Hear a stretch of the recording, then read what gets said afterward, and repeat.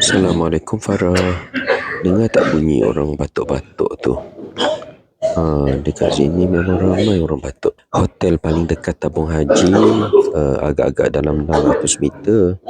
Memang kebanyakan jemaah haji akan solat di surau hotel. Kalau Farah tengok surau hotel tu memang penuh, memang padat. Dan kiri kanan semua orang batuk-batuk. Tips saja kali ini adalah untuk bawa banyak-banyak strap seals sebab dekat Saudi mahal.